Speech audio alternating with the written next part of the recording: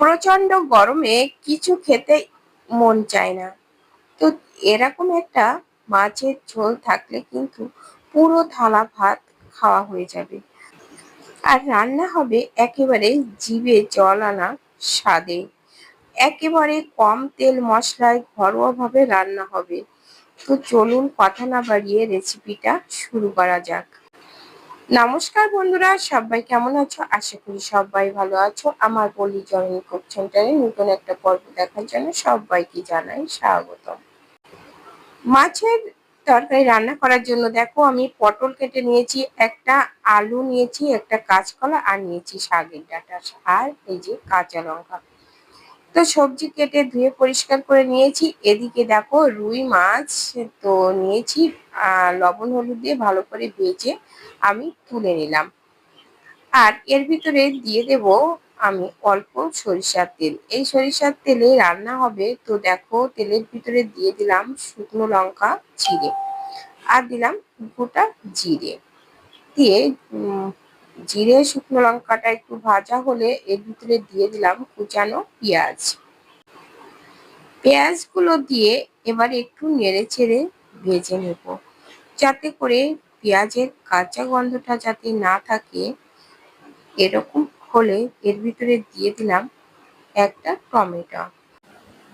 টমেটোগুলো দিয়ে একটু নেড়ে চেড়ে ভেজে নেব। তারপরে এর ভিতরে দিয়ে দেব কেটে রাখা সবজিগুলো।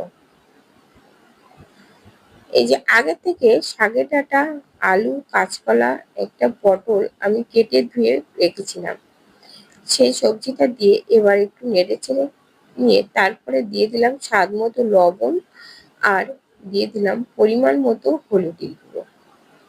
দিয়ে এবার একটু নেড়ে চেড়ে কষিয়ে নেব।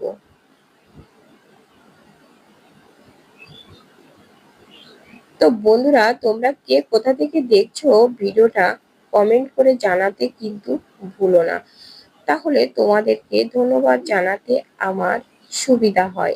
আর আমার ভিডিওটা কোথায় কোথায় যাচ্ছে তো আমি বুঝতে পারি। তো এবার দেখো নেড়ে চেড়ে ভালো করে কষিয়ে নিয়ে তো আমি এর ভিতরে জল দিয়ে দিলাম। বন্ধুরা, এইভাবে রান্না করলে খেতে কিন্তু দারুণ হয়। তোমরা একবার হলেও এভাবে খেয়ে দেখো। আর প্লিজ বন্ধুরা, আমি ছোট্ট ভিডিও দিচ্ছি, কেউ স্কিপ করো না, পুরো ভিডিওটা দেখো। তো দেখো পরিমাণ মতো জল দিয়ে এবার আমি ঢাকা দিয়ে রাখবো। ঢাকা দিয়ে আমি একটু হাই হিটে প্রথমে আর কি ফুটিয়ে নেব। নিয়ে তারপরে কিন্তু আমি গ্যাসটা একটু লোতে করে রেখে দিলে কিন্তু আমার সবজিগুলো সেদ্ধ হয়ে যাবে। তো এই যে দেখো প্রায় কিন্তু সেদ্ধ হয়ে গেছে। একেবারে কম তেল মশলায় রান্না এই মাছের রেসিপিটা তোমাদের কাছে কেমন লেগেছে বন্ধুরা কমেন্ট করে জানাতে কিন্তু ভুলো না। তো এর ভিতরে দিয়ে দিলাম আমি 1 চামচ জিরে গুঁড়ো।